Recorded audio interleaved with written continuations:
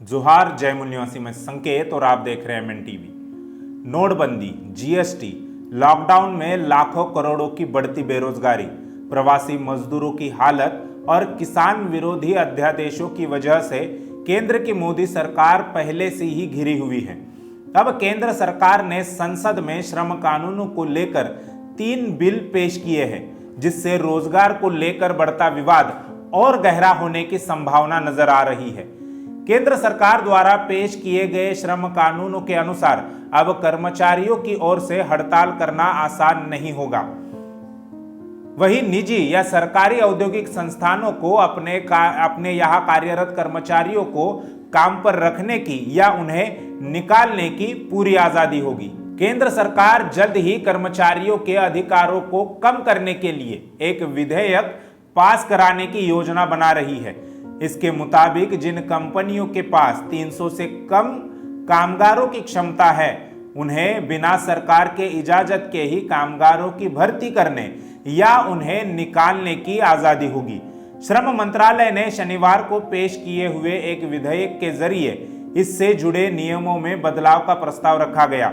माना जा रहा है कि इससे बेरोजगारी बढ़ने में मदद मिलेगी। गौरतलब है कि केंद्रीय श्रम रोजगार मंत्री संतोष गंगवार ने श्रम कानूनों में व्यापक सुधार के लिए लोकसभा में 3 विधेयक पेश किए, जिसमें से पहला विधेयक उपजीविका जन्य सुरक्षा स्वास्थ्य एवं कार्य दशा संहिता 2020, दूसरा विधेयक सामाजिक सुरक्षा संहिता 2020 और तीसरा औद्योगिक संबंध संहिता 2020 है।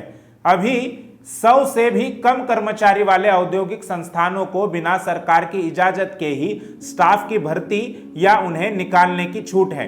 केंद्र सरकार ने इसी छूट को बढ़ाते हुए पिछले साल विधेयक का ड्राफ्ट तैयार किया था, जिसमें कहा गया था कि जिन कंपनियों में 300 से कम कर्मी होंगे, उन्हें भी भर्ती और निकालने में छूट दी जाएगी। हालांकि तब विपक्ष और ट्रेड यूनियनों ने इन प्रावधानों का बड़े पैमाने पर विरोध किया था।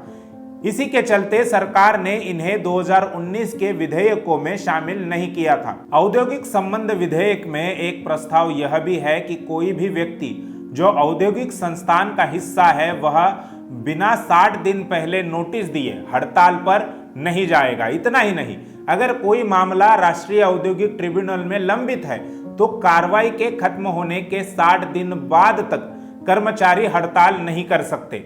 मौजूदा समय में सिर्फ सार्वजनिक उपयोगिता से जुड़ी सेवाओं में कार्यरत कर्मचारियों को हड़ताल पर जाने से पहले 6 हफ्ते के अंदर नोटिस देना होता है। नोटिस देने के बाद कोई भी कर्मी 2 हफ्ते तक हड़ताल पर नहीं बैठ सकता। हालांकि श्रम मंत्रालय अब इस प्रावधान को सभी औद्योगिक संस्थानों में लागू कर देना चाहता है। इसको लेकर संसद में भी कई सारे सवाल उठे। केंद्रीय मंत्री संतोष गंगवार ने जवाब में कहा कि सरकार ने 44 श्रम कानूनों को 4 कानूनों में विलय करने का निर्णय लिया है। उन्होंने कहा कि इन विधेयकों पर चर्चा हो चुकी है और इनके मसौदे को वेबसाइट पर भी आम लोगों के सुझाव के लिए डाल दिया था।